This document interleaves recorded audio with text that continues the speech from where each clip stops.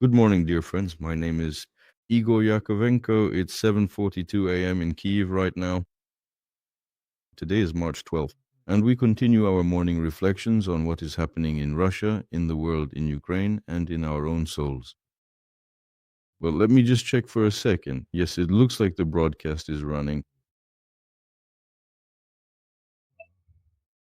First of all, there is a historical rhyme which, it appears to me, has the most direct relation to one of the processes that is currently unfolding in Europe.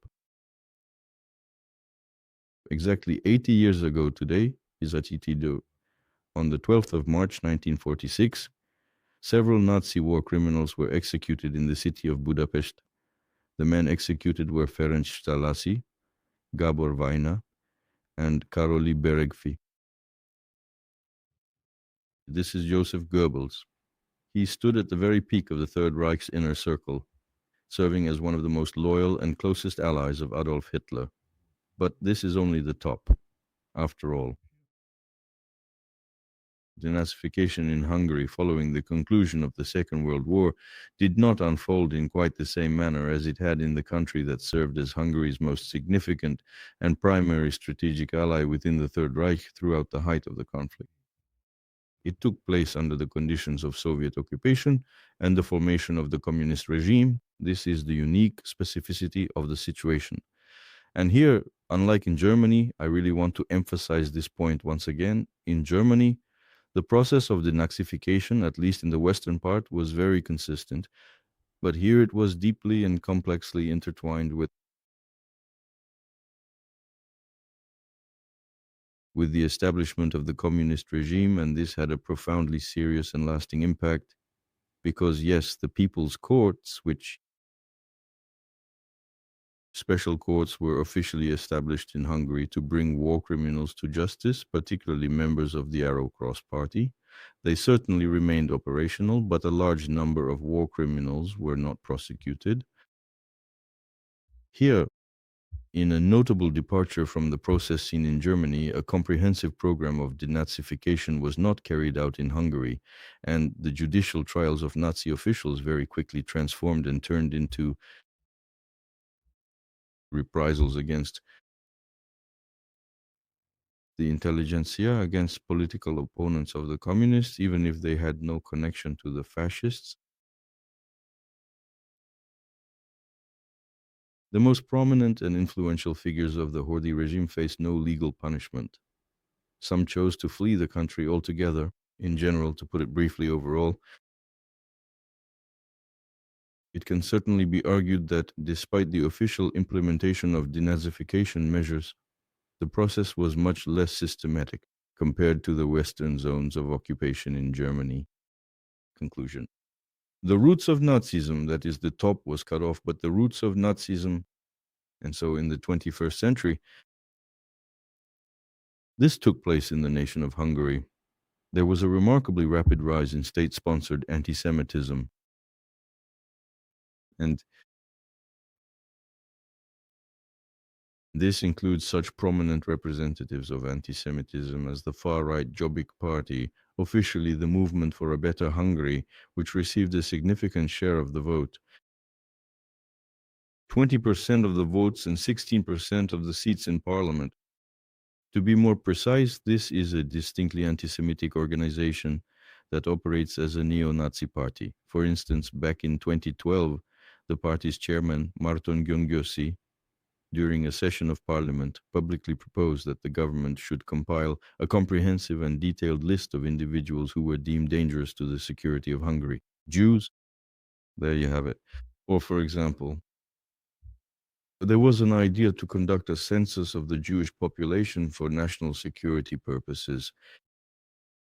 And finally, we must consider the formal introduction of this specific and significant concept into the Constitution, that is, officially the nation of Hungary. A constitutional amendment was adopted in the Constitution explicitly stating that Hungary is an ethnically and culturally Hungarian nation state. In fact, one could talk about this for a long time, about the far-right subculture in Hungary. So, in reality, all of this forms the essential basis of this the Viktor Orban political administration, or at least one of its significant foundational pillars. And now, what is currently unfolding right before our very eyes? Why did I decide to focus exclusively on the battle for Hungary today? Because exactly 1 month remains. Today is Tuesday, March 12th, and on April 12th, the parliamentary elections will be held. And today there is a lot happening precisely. This serves as a prelude to these important elections, because a real and intense battle for the future of Hungary is taking place right now. Today, Orban is conducting an extremely tough and aggressive campaign in which he is clearly fighting not just for his political power, but simply for his own life. Because the number of crimes he has committed will inevitably lead to the fact that there will be no quiet retirement, no peaceful end to his career. Orban will not have peaceful evenings spent writing his memoirs. He faces trial, and he understands this perfectly well. One of the main, let's say, pivotal and decisive themes that Orban uses as a powerful and highly strategic trump card in his current campaign is nationalism, Nazism, and exceptionally harsh and aggressive anti-Ukrainian and anti-European rhetoric. Just look at the posters that are now plastered all over Budapest. Simply, could you please provide a clear image of what the city of Budapest looks like today? In other words, if you would be so kind, here are photos and images of Peter Magyar, who is Orban's main political opponent. We also see the president of Ukraine, Volodymyr Zelensky, as well as Ursula von der Leyen, who are dumping money into golden toilets. And here's the caption: they will raise taxes and flush your money down Ukrainian golden toilets. Well, to be honest, I mean, I really don't know, so to speak, who actually has those golden toilets these days. But one thing is for certain, it is definitely not Zelensky's team. Most likely it is someone like Orban who might actually be the one hiding that kind of luxury. So to speak, took some fact from his own interior here. But this is a vivid example. This picture is a vivid example of how the election campaign is being conducted right now. The campaign is being conducted in an extremely tough manner. Once again, I emphasize Nazism, anti-European sentiment, and anti-Ukrainian sentiment. These are the trump cards in Orban's struggle for power and for his survival.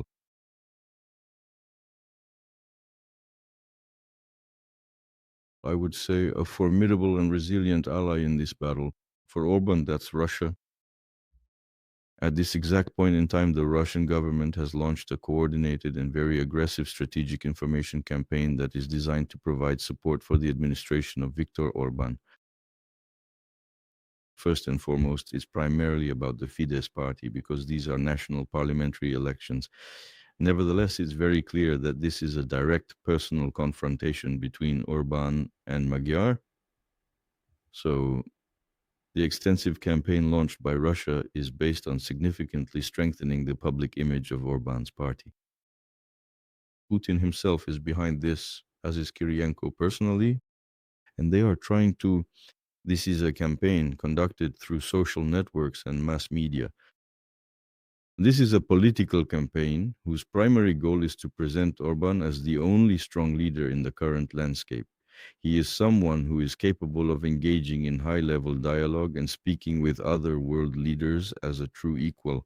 And the main emphasis here is that Orban maintains close and friendly diplomatic relations with both Putin and other figures. The former American president, Donald Trump. So here you have it, a world leader, and against him, some ambitious upstart imposter who actually supports Ukraine. I think that the strategic motivation behind the ongoing attacks on Peter Magyar and the TISA party, who are currently holding a substantial lead in the latest public opinion polls, is to portray this political movement as weak and deeply torn apart by internal disarray and incompetence. Furthermore, the main objective of this coordinated Kremlin propaganda campaign is to present the TISA party as a mere puppet controlled by external forces rather than an independent group, on the one hand, of the European Union, and on the other hand, of Ukraine. So, specifically, official records have explicitly documented the fact that a group of three people arrived in the city of Budapest, and these individuals have since been positively identified as representatives of the main intelligence directorate of the Russian General Staff. So, that is the current situation right now. Well, we still have a full month left to go. The battle for Hungary continues. Now, when we take a closer look at the nation of Hungary itself, specifically regarding the current Hungarian government, there exists a truly remarkable story that is worth sharing. This is what Hungarian diplomacy represents today.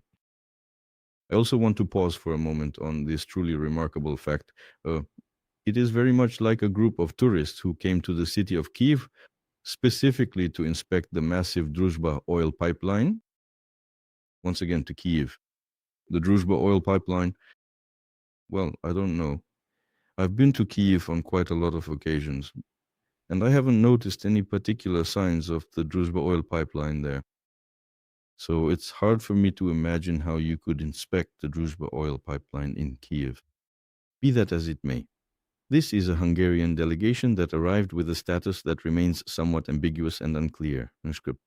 And it is certainly not just any ordinary individual leading it. It's the State Secretary of the Hungarian Ministry of Energy, Gabor Csepregi, who came to Kiev simply without any invitation, just showed up. Well, in principle, why not? Hungary is a European Union country. So naturally, no one put up any obstacles for them. They just came, and that was that. After all, so there are also officials from Slovakia who tagged along with the Hungarians. This delegation has no official diplomatic status or formal recognition, and no negotiations or high-level discussions with Ukrainian officials have been planned. These people simply arrived unannounced and unexpected, operating under the assumption that everyone would rush to meet with them, so they are here without any formal invitation or a clearly defined agenda for their visit.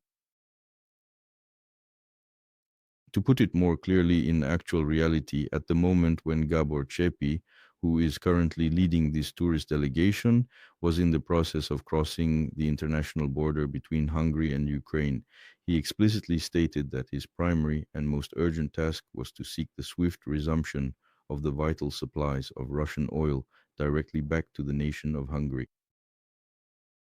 It's unclear whom he intends to discuss this with.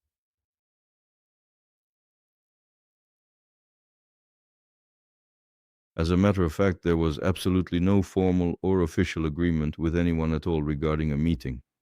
And Zelensky commented on this entire situation, specifically the visit of these Hungarians and Slovaks, in the following way. Just let me take a moment to find his interview right now. So it seems that some people have arrived, apparently, though it was unexpected. I have no idea what this delegation is doing here. The Minister of Foreign Affairs said that some people had arrived. So this is apparently some kind of private trip. So, from what I have gathered from the reports, the representatives of the Hungarian side considered it to be completely beneath their sense of national dignity to negotiate about anything at all with the Ukrainians. Apparently, they decided that since they had already arrived, a long line of official representatives should immediately form at their hotel to greet them properly. They came all the way from Ukraine, as you might put it, to interview them, perhaps even try to get an autograph, take a selfie, and so on. There were no official meetings planned. So this Hungarian-style diplomacy really does tend to cause a fair amount of, well, genuine bewilderment, because in particular, I saw in the press, I don't remember, I think it was in European Pravda or I don't remember. But in any case, I have a quote from a statement by the advisor to the president of Ukraine, Dmytro Litvin, who he mentioned that, yes, he responded to a statement by the Hungarian Minister of Foreign Affairs and Trade, Péter Szijjártó, who he lashed out at Zelensky, accusing him of lying about the official visit of this Hungarian delegation. And here is what we found. Yes, this is reported by European Pravda. That's exactly right, specifically citing the detailed comments made by Litvin regarding the situation. Zizerto stated on Wednesday, yesterday, that the Ukrainian president is lying when he says he doesn't know about the arrival of the Hungarian delegation. And then, what is this about? It's actually a remarkable story. It is absolutely essential for us to fully understand what, so to speak, Hungarian diplomacy currently represents, which now very closely mirrors the aggressive and controversial style of diplomacy seen from Sergei Lavrov and Maria Zakharova. Consequently, certain Hungarian officials and representatives are planning to come to Ukraine with the specific intention to inspect the current condition of the Druzhba oil pipeline and in general to find out when there will be none. So, what are they referring to in this case? A note from the government, a note from the Hungarian embassy was published to the Ministry of Foreign Affairs of Ukraine stating that the delegation will be in Kiev on Thursday and Friday. Well, basically, a note. What is a note? It is a formal public statement. It is a major announcement and a significant note that carries weight. It is just a powerful phrase, a kind of loud shout and a serious warning. We are planning to be in the city of Kiev on this coming Thursday and Friday. And so, what exactly are the implications of that? So, what exactly does that mean for us? Who are they planning to meet with? Who have they made arrangements with? Who exactly is responsible for organizing a formal meeting with these people? So, let's go ahead and discuss the full agenda. What is this about? That is, what is the president of Ukraine supposed to do upon learning that some people are planning to come to Kiev on Thursday and Friday? What is he supposed to do? Is he supposed to roll out the red carpet, order lunch, buy a Kiev cake, and something else? The same goes for the prime minister. What is he supposed to do? What are the energy ministers supposed to do? In other words, it's completely unclear. And then Dmitry Litvin quite rightly points out maybe they've already forgotten what bilateral relations are, but official visits are a matter of agreement. They sent a note. And besides everything else, indeed, this group of citizens who arrived and entered Ukraine were let in because there was no legal or valid reason to prevent them. But these people have absolutely no official status, nor any formal agreements, nor any scheduled meetings. In other words, they're just a group of private individuals. This, in fact, is what Hungarian diplomacy looks like today. So, the battle for Hungary. Some preliminary results. Well, not results, of course. The battle is still ahead. It will take place exactly 1 month from now, but the prerequisites. The latest public opinion polls were conducted literally just recently, right at the very beginning of this month. From March 2nd to March 6th. And now let's take a look at the detailed numbers right here.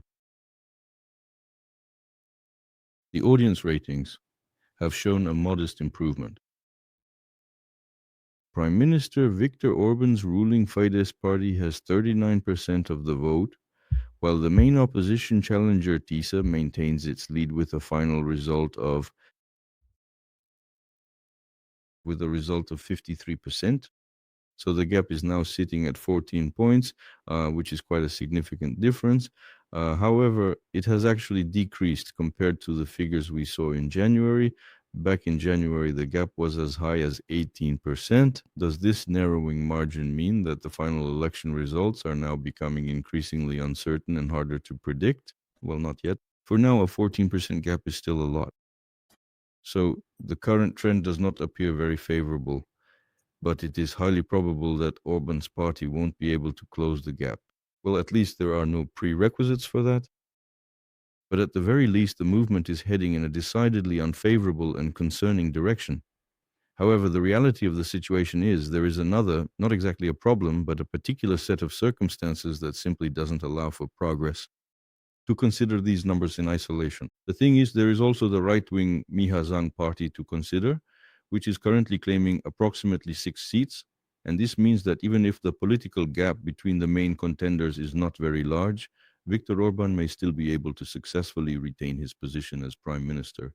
This is because their performance might shift the crucial balance of power in his favor, effectively helping him stay in office for the foreseeable future. The Magyar Party will not have an absolute majority. So simply having a majority of the votes will not automatically lead to Orban's removal from power. Well, I would certainly like to mention that there are some reasons for hope here. The fact is that when observing the public consciousness in Hungary, and not only in Hungary, but in Hungary especially, well, by the way, it is important to note that it is exactly the same situation in Russia too. So, if you carefully examine and observe Hungarian historical consciousness over the last 100 years of history, it is characterized by a very specific and distinct paradigm. Well, one of the prominent Hungarian analysts, although I cannot recall their name at this exact moment, called this the anti epochal logic. Well, I am not entirely sure that is the most accurate term to use here, but for now, nothing else comes to mind at the moment. I recently remembered the work of a brilliant Hungarian analyst who once described this strange historical phenomenon as anti epochal logic. The core idea behind this theory is that every new regime tends to consider its immediate predecessor to be its primary antagonist, yet it often feels a deep sense of sympathy for the predecessor's own predecessor, the one who came before the previous regime. As we have noted many times before, my dear friends, in our conversations, that this pattern repeats itself throughout history. This specific type of phenomenon is also characteristic of Russian political and public consciousness. When Stalin destroyed, well, actually, in that case, there isn't quite the same. There wasn't always such a harsh attitude or sympathy specifically for the predecessors of predecessors, but so to speak, the preceding regime was always seen as the antagonist. This has always been the perception in Russia. In other words, Stalin destroyed Lenin's guard, Khrushchev destroyed Stalin, Brezhnev destroyed Khrushchev, Gorbachev destroyed Brezhnev, and Yeltsin destroyed Gorbachev. Putin constantly refers back to those damned 90s as the primary antagonist.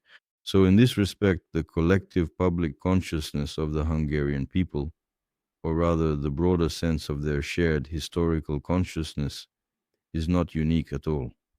And here we really see that it is important to note that the Horthy regime considered the Hungarian revolutionaries to be their most significant and formidable political opponents. Of the years of 1918 through 1919, well, the German Revolution of 1918 to 1919, and felt a profound sense of sympathy for the former Austro-Hungarian Empire. After the year 1945, the many political enemies of Miklos Horthy, and conversely accordingly, the deeply revolutionary and radical perspectives of the 1918 to 1919 revolution were widely regarded as being quite sympathetic in nature. In a certain way, Orban represents a symbolic return to the era of the Golden Horde. That is to say, it is a fundamental rejection of the democratic changes in Hungary following the sudden and dramatic disintegration of the Soviet Union. The process of escaping from communist rule, and in a way, a return to the predecessor of predecessors, that is, to Horthy. So, to some extent, this is what is taking place. When I look at this situation, what is it that truly gives me a certain and clear sign of hope?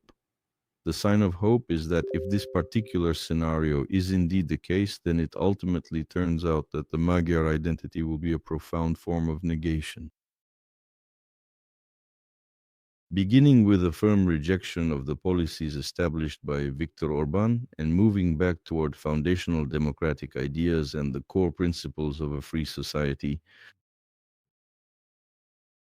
of post-communist Hungary. Well, that's not a given. It's not necessarily the case, but at the very least, the trend could very well be moving in that direction. Although, so far, this is not yet particularly visible in Magyar's political rhetoric, but at the very least, the fact remains that Magyar is not pro-Russian, meaning that for the nation of Ukraine, it is unlikely that Magyar would become a strategic ally.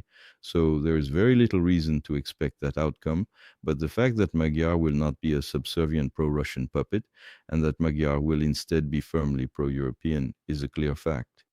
At the very least, we can see this reflected in the 20th package of sanctions. Magyar will without any hesitation support it. There is certainly no question or doubt whatsoever about that. That is currently how the situation stands. So, as many of you know, we recently carried out a detailed poll on our website. Let's take a moment to show this interesting poll on the screen. So, as you can see, the poll looks exactly like this. There is now exactly 1 month left until the upcoming parliamentary elections in Hungary, and I recently asked for your personal predictions.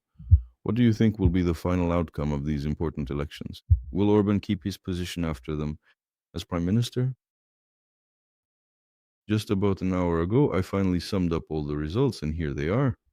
Altogether, exactly 1,300 people have voted. The expectation that Orban's party will win the upcoming elections and that Orban himself will continue to serve as the prime minister is shared by 18% of those who voted. 42% believe that Orban's party will lose the elections and Orban will lose his position. And finally, the third option, I considered it necessary to also put it up for a vote. Orban will lose the elections but will seize power by force, like Lukashenko. 26% think so. And 15% found it difficult to answer. Well, let's see. In reality, overall, I think the forecast is quite realistic. I personally believe that Viktor Orban will, of course, lose the upcoming elections, but the ultimate outcome will probably depend heavily on just how badly he actually loses. I firmly believe the likelihood that he will choose to follow Lukashenko's authoritarian path is very, very real indeed. It is hard for me to imagine Orban ever congratulating Magyar on his final victory. Well, especially if the margin is small. The temptation to stay in power by force and the fact that he won't be recognized, that he'll become a pariah, he doesn't care about that. He is going to remain alive and well, and he'll continue to stay at the head of Hungary. And for some time to come, he'll be able to continue living his life freely. So, once again, I really want to emphasize this point. The battle for Hungary is a very, very important moment. It is, so to speak, the central narrative. And, well, over these most recent days, throughout the past several weeks and during the last few months, we have talked almost exclusively about exactly what is currently happening on the fronts of the Russian Ukrainian war and also about what is happening on the front lines in the Middle East. However, this separate front, the battle for Hungary, appears to me to be absolutely crucial.